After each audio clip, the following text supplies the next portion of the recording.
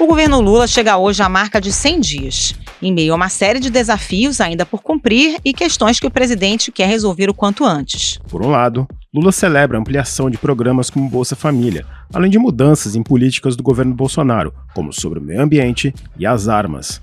Por outro, o Planalto não esconde a preocupação com a economia e o presidente não tem poupado críticas à atual taxa de juros, definida pelo Banco Central. Só posso dizer para vocês, essa taxa de juros é incompreensível para o desenvolvimento do país. Nós vamos ter que encontrar um jeito de que o Banco Central comece a reduzir a taxa de juros. A popularidade de Lula hoje é mais modesta do que em seus 2 primeiros mandatos, com uma aprovação em torno de 40%.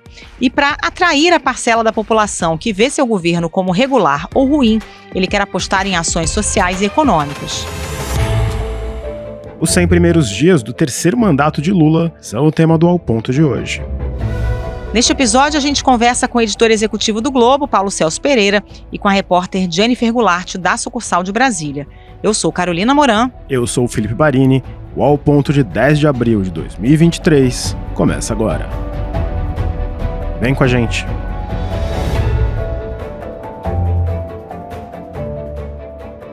Jennifer Goulart, nesses primeiros 100 dias, o que o Planalto considera que tem para mostrar como o carro-chefe ou os carro-chefe do novo governo?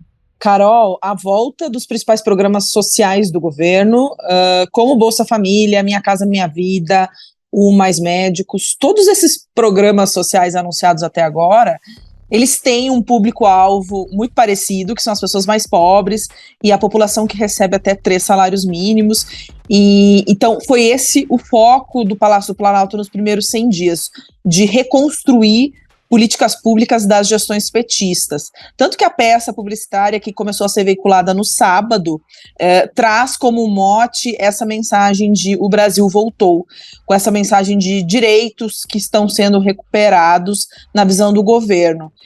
A própria reconstrução do cadastro único, que baliza, né, a formação de políticas públicas como o Bolsa Família, o Minha Casa Minha Vida, é algo que vem sendo também liderado pelo Ministério do Desenvolvimento Social, tem feito também essa busca ativa de pessoas em situação de rua que precisam dessa atenção emergencial.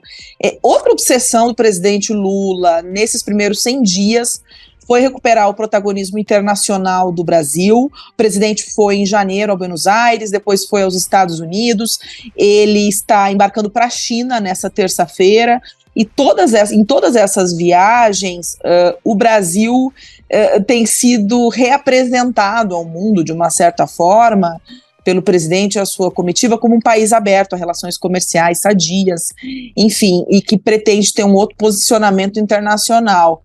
Ainda esse mês, Lula vai a Portugal, a Espanha, em maio ele vai participar da cúpula do G7 no Japão, então há essa preocupação muito forte em dar esse protagonismo internacional ao Brasil já na largada do governo. Jennifer, além de lançar os próprios programas ou reciclar programas antigos, existe uma forte ação para desfazer programas do tempo do presidente Jair Bolsonaro, como na área ambiental e no controle de armas, né?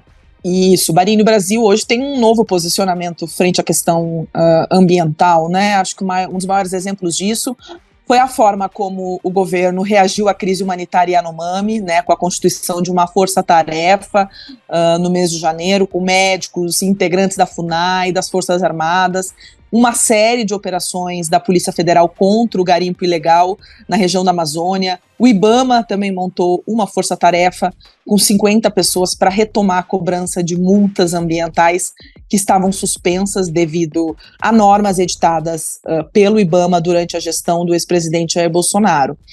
E já no domingo de posse, no dia em que o presidente Lula toma posse aqui em Brasília, ele editou também um decreto que revogou uma série de normas do governo Bolsonaro em relação ao uso de armas, né? Suspendeu novos registros de armas por caçadores, atiradores e colecionadores, os CACs, reduziu o limite para compra de armas e munição, também suspendeu novos registros de clubes e tiros. Então, uma série de mudanças que já ocorreram na largada do governo em relação ao que a gente tinha na gestão de Jair Bolsonaro. Por outro lado, Jennifer, quais são as áreas que preocupam o governo? O baixo crescimento econômico é um calcanhar de Aquiles? Sem dúvida, Carol, o desempenho da economia é uma das maiores preocupações do presidente Lula. O presidente tem pressa em passar para a população uma sensação de que a economia está melhorando, de que há geração de emprego e de que a capacidade de compra das pessoas está maior. E não é à toa que ele tem sido tão combativo ao falar da taxa de juros do Banco Central, porque o governo entende que essa taxa de juros no atual patamar põe em risco o desempenho da economia e pode botar em risco o desempenho do próprio governo, né? Outra mensagem que o presidente Lula tem passado muito claramente aos ministros é a necessidade de investimentos, de se fazer investimentos. Na última segunda-feira, numa reunião ministerial, Lula disse que a obsessão do governo deve ser criar investimentos e criar condições para estimular o crescimento do país. A gente vai ter que discutir o que a gente vai fazer do ponto de vista do investimento na área industrial, na área agrícola, o que a gente vai fazer na área de ciência e tecnologia. Tem muita coisa para a gente investir, sobretudo em obras de infraestrutura. Jennifer, a gente falou rapidamente aqui dos programas que estão sendo reeditados, versão 2023 agora, Minha Casa Minha Vida, Mais Médicos. Agora, passados esses primeiros dias, quais cartas na manga o governo tem para mostrar? O Palácio do Planalto usa 7 pesquisas que já foram divulgadas desde o início do governo para tentar balizar o humor da população em relação ao governo, seja por região do país, por renda. E o que eles perceberam, o que eles têm identificado, né? Que todos esses programas anunciados até agora têm um público-alvo muito parecido, que é o Minha Casa Minha Vida, Mais Médicos, essa população que recebe até 3 salários mínimos, a população mais pobre.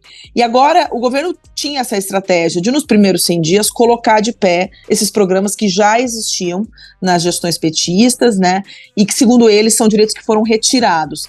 Que já funcionaram, que o público já aceitava esses programas. A partir dos 100 dias, a ideia do Palácio do Planalto é inaugurar uma nova fase do governo, onde vai se ampliar alcance de programas com o objetivo de dialogar com um público mais amplo, com a classe média, e com isso oferecer outros tipos de programa que vão atingir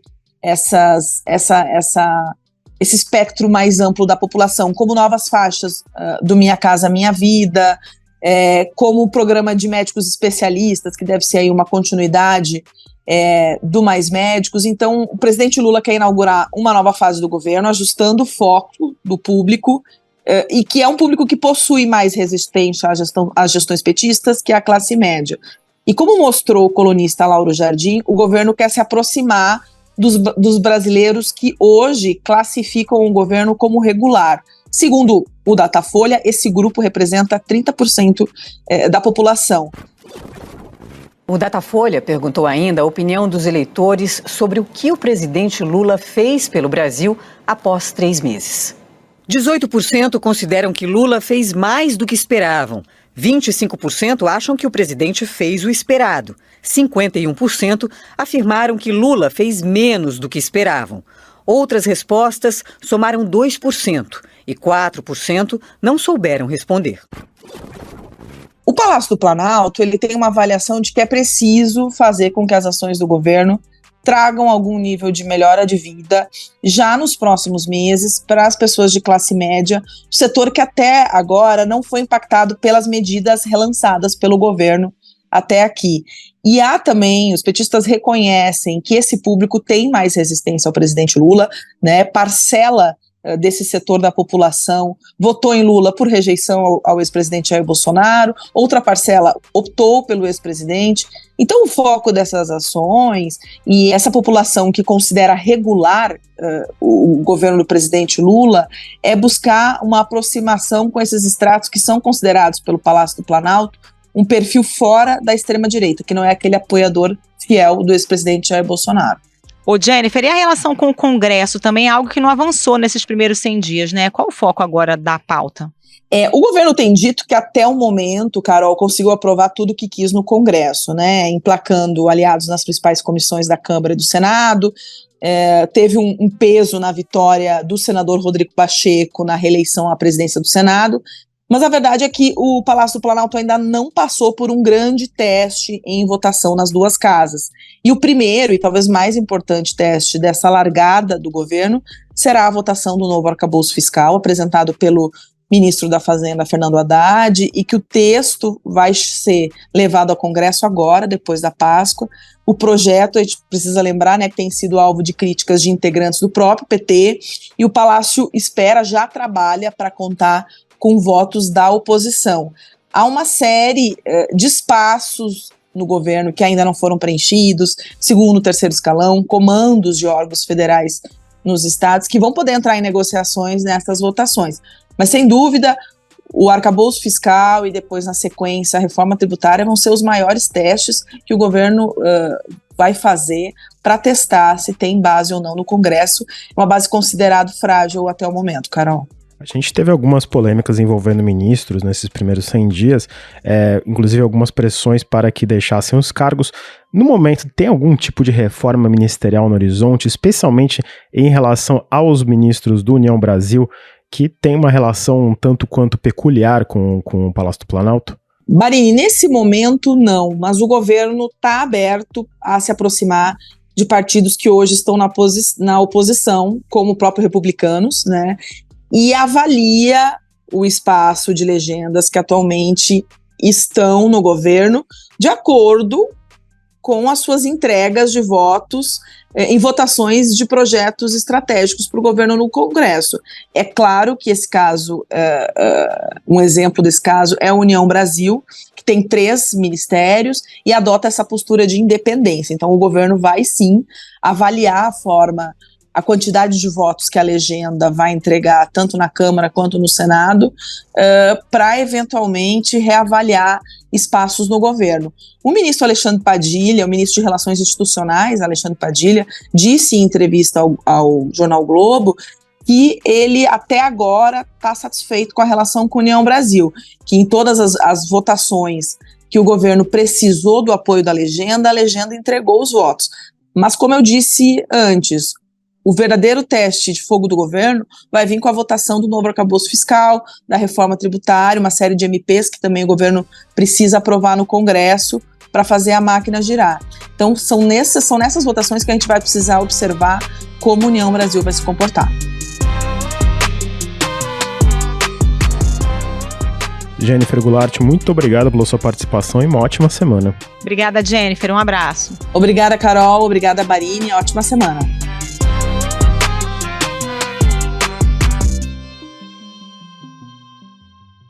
Paulo Celso Pereira, antes de mais nada, bem-vindo ao Ponto. Hoje são 100 dias do governo Lula. Dá para fazer um balanço sobre onde ele mais acertou e onde ele mais errou nesses pouco mais de 3 meses? Esse é um balanço complexo de ser feito, né? Na verdade, acho que o presidente Lula, o grande acerto dele até o momento foi reestruturar áreas que tinham sido desmanteladas no governo Bolsonaro e que faziam parte da estrutura do Estado brasileiro, não do governo do hoje presidente novamente, mas dos seus mandatos anteriores, ou do governo Temer, ou do governo Dilma. Eu acho que o fundamental ali foi uma reorganização das políticas sociais, né? É claro que o Bolsa Família é um programa do governo Lula, mas as políticas de transferência de renda antecedem o governo Lula, né? O governo Fernando Henrique já havia formulado o Bolsa Escola, então o Brasil não começou nos governos Lula e muito menos no governo Bolsonaro. E tem uma série de políticas públicas que tinham uma trajetória que o presidente Bolsonaro destruiu, né? Eu acho que a política em relação às populações indígenas, as políticas sociais foram muito desmanteladas e o presidente Lula reconstrói isso, né? Eu acho que chocou muito o Brasil. Eu acho que tem 2 momentos ali em janeiro ainda que chocam muito a população. Primeiro, a tentativa de golpe do dia 8. É claro que é um momento muito grave da vida política brasileira, mas acho que aquela situação do Yanomami revelada no início do ano também dimensionou e evidenciou o tamanho do desastre que foi o desmantelamento de políticas públicas históricas do Estado brasileiro. Então, acho que o maior acerto do presidente Lula foi retomar algumas dessas políticas, reorganizar áreas do Estado que estavam completamente desorganizadas, políticas culturais. Você está vendo, a gente tem visto agora nos últimos dias, surgindo novamente os editais para a área de cultura, o reconhecimento da necessidade de o Estado brasileiro trabalhar junto a parcelas da sociedade que foram relegadas ao ostracismo durante a história brasileira, né? Então, assim, você ter novamente políticas de direitos humanos, políticas da população negra, políticas de gênero, eu acho que essa reorganização do Estado é o primeiro trunfo que o presidente Lula fez. Agora, esse também é a parte mais fácil, porque é basicamente você, embora seja muito intensa, a decisão de tomar isso é a decisão mais fácil, porque você está tentando o mínimo, que é voltar para onde você já esteve. E aí eu acho que está a dificuldade principal do governo Lula até o momento. Eu acho que são duas. A primeira o presidente Lula reapresentou o programa Bolsa Família, o programa Minha Casa Minha Vida, algumas políticas públicas conhecidas nessas diversas áreas que a gente falou. Mas ele não apresentou nada de novo, né? Até o momento, o presidente Lula, o brasileiro, e isso se aplica, claro, a qualquer país, quando as pessoas vão às urnas, elas saem dali querendo que haja uma visão de futuro, né? E eu acho que o presidente Lula ainda não falou o que ele pretende fazer para o futuro. E o futuro no sentido de que o Brasil que existe hoje é um Brasil muito diferente do Brasil que ele presidiu e com bastante sucesso naquele momento. Mas os desafios são outros completamente distintos. Você tem uma mudança no mundo do trabalho, né? Hoje a questão da criação de vagas, da qualificação profissional é outra. As bases não são as mesmas. A economia mundial é outra diferente. Então eu acho que se o presidente conseguiu até agora sim reinstitucionalizar áreas críticas do Estado, ele não conseguiu até o momento sinalizar para a população o que ele pretende fazer diante desse novo mundo que vem se impondo a todos nós. Eu acho que isso é o que faltou nesses 100 primeiros dias, ele dizer o que ele pretende fazer para o futuro.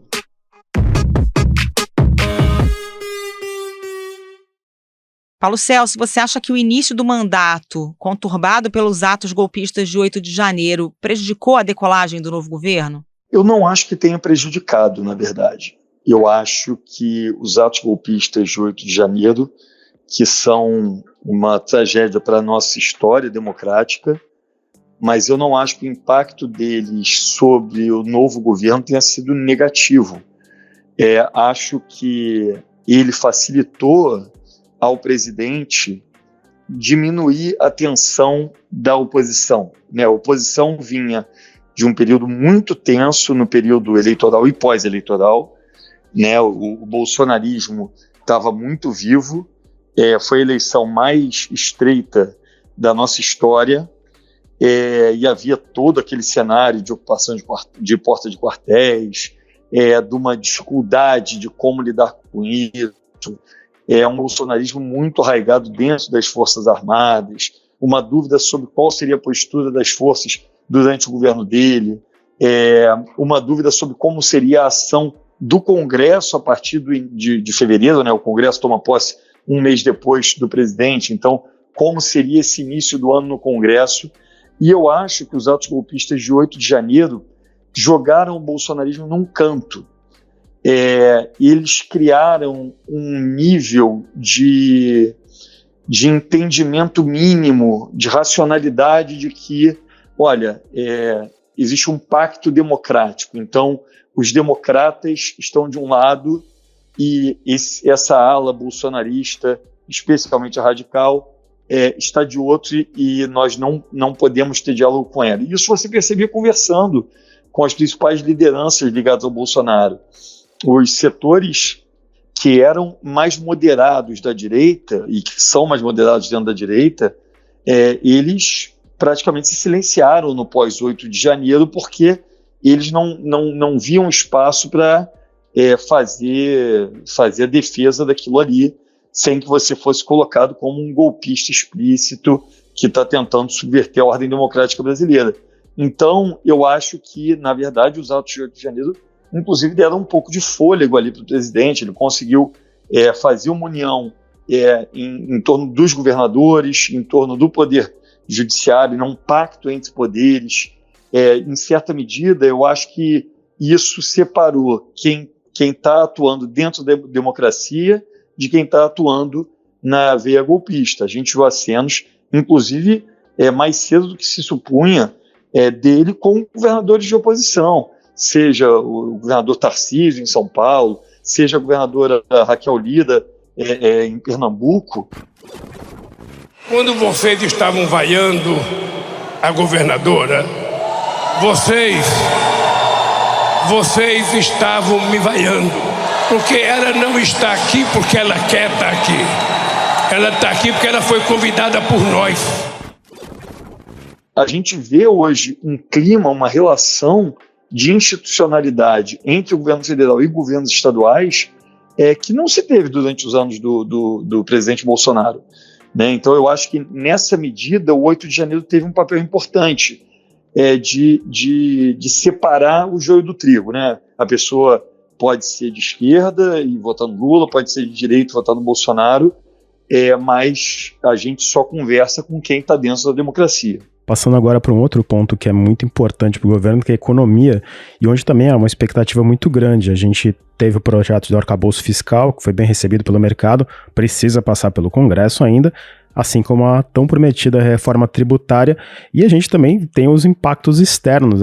A semana passada teve um corte na produção da OPEP, que pode levar o preço do petróleo, pressionando a economia por aqui.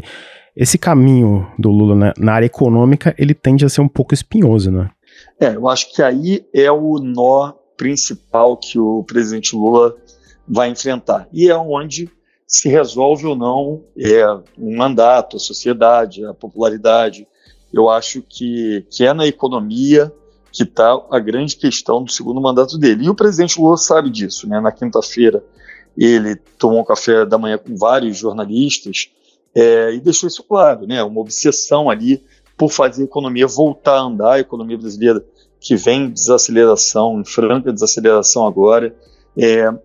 Essa briga dele em torno da taxa de juros tem isso como um elemento central. Eu acho que até tem dois aspectos essa briga, na verdade.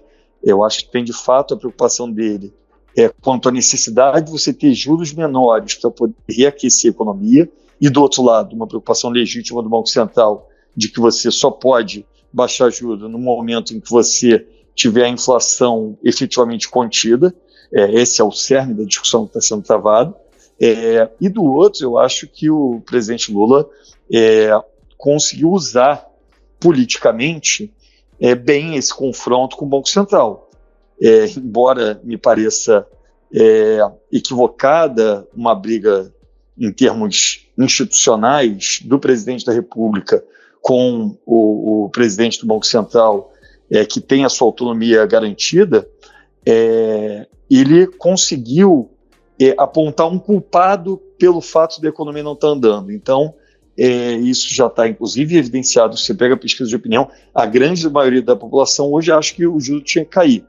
Ele conseguiu apontar, olha, a economia não está andando porque ele, no caso, o presidente Roberto Campos Neto, que foi indicado lá atrás pelo Bolsonaro, que está mantendo o juro elevado. Então, eu acho que em termos políticos, como estratégia política, ele deliberadamente aproveitou esse início de governo para apontar um culpado pela estagnação econômica.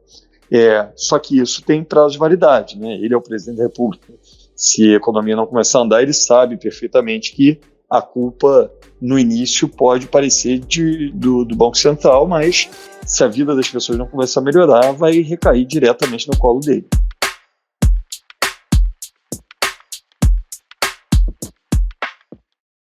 O governo acabou perdendo muito tempo desatando nós da gestão anterior e focou no relançamento de programas já conhecidos, como Mais Médicos, Minha Casa Minha Vida, relançamento do Bolsa Família. Qual o caminho agora, na sua avaliação, para elevar a popularidade do presidente? Onde é que é preciso concentrar esforços? Eu acho que assim, a popularidade do presidente Lula, de curto prazo, não deve ser a preocupação dele. Ele ganhou uma eleição agora. Ao contrário da presidente Dilma, ele tem um outro tipo de relação com o Congresso e com o meio político como um todo. Então, para mim, é impensável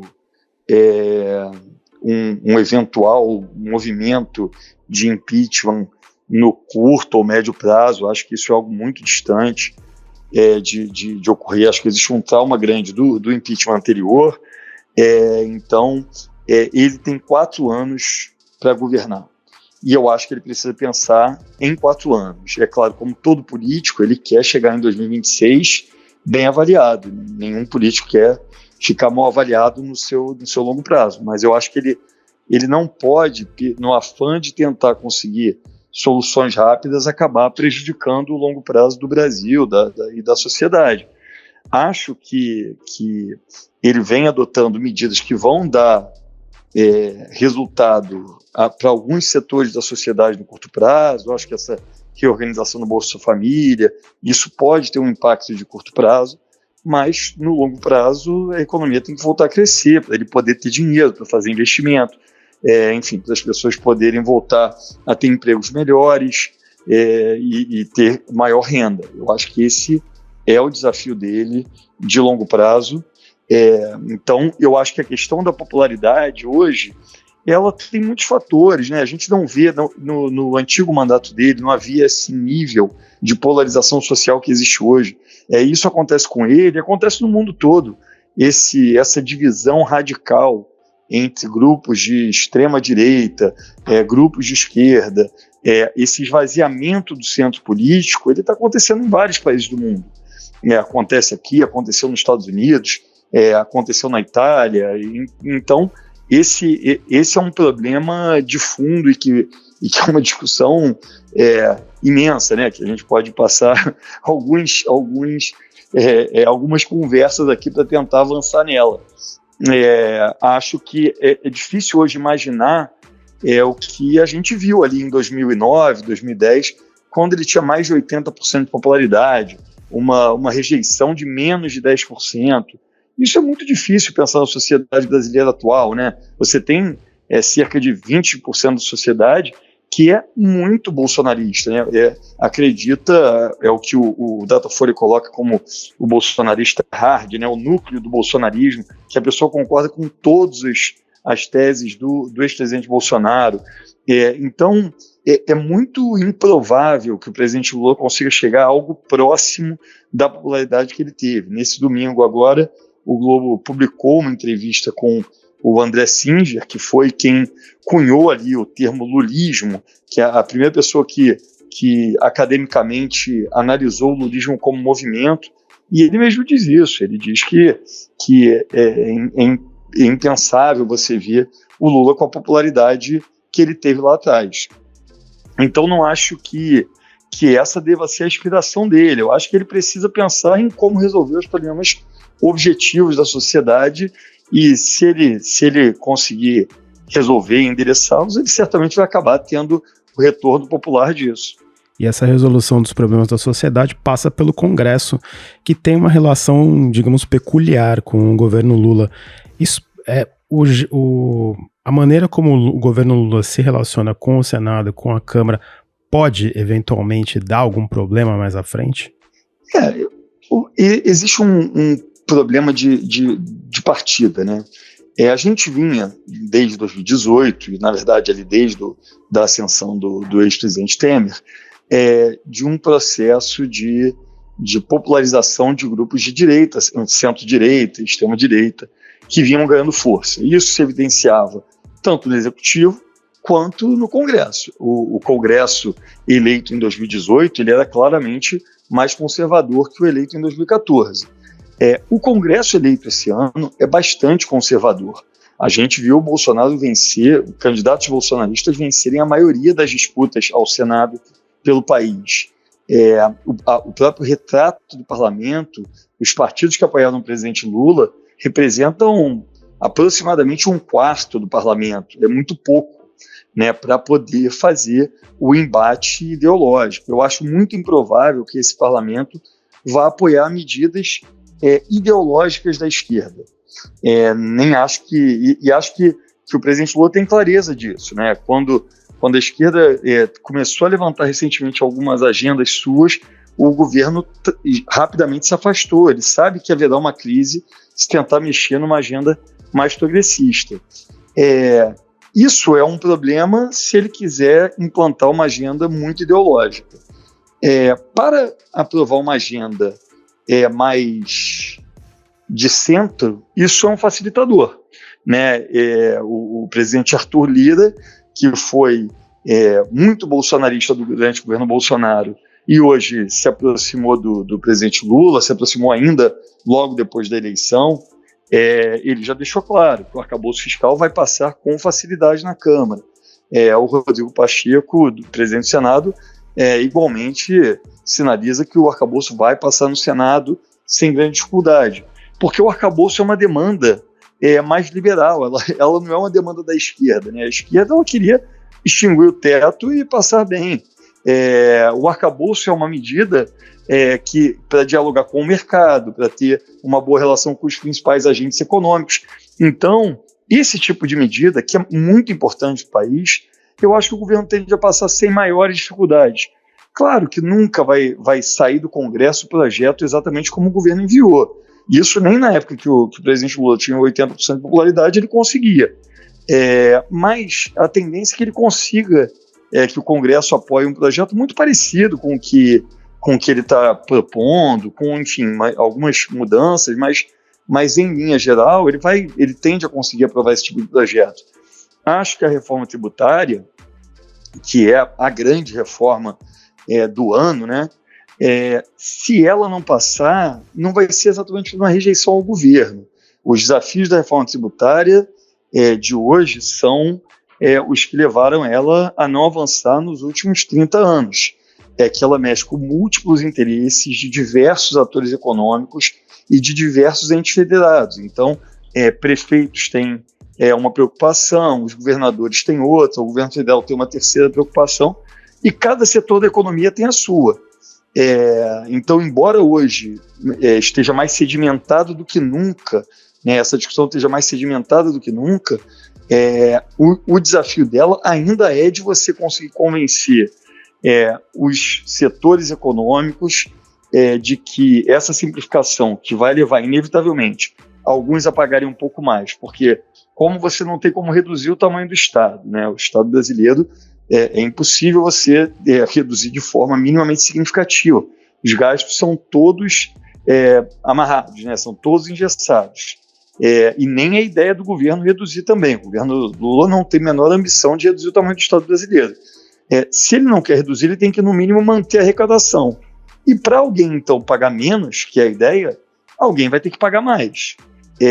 O desafio dele vai ser convencer os atores e seus representantes do Congresso. O Congresso é muito permeável a esse tipo de interesse, grupos empresariais que pressionam deputados, senadores, etc., além dos governadores e prefeitos que pressionam seus representantes, de que o saldo é positivo para todo mundo.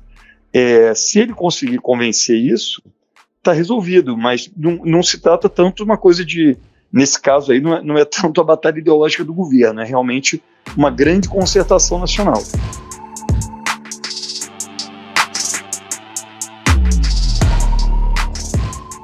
Paulo Celso Pereira, muito obrigada pela participação, bom trabalho para você. Muito obrigado, Paulo Celso, volte sempre. Obrigado você também, Barini, obrigado, Carol, um abraço a vocês, boa semana a todos.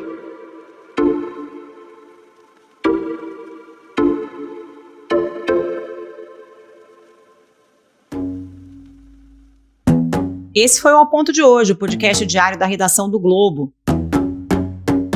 Nessa conversa, a gente conta com a participação de toda a equipe do jornal, as mesmas pessoas que levam até você informação e análise de qualidade todos os dias. Quer saber mais? Assine o Globo. Acesse assineglobo.com.br e confira todas as notícias e reportagens especiais. A edição foi de João Guilherme Lacerda. Até mais. Até mais.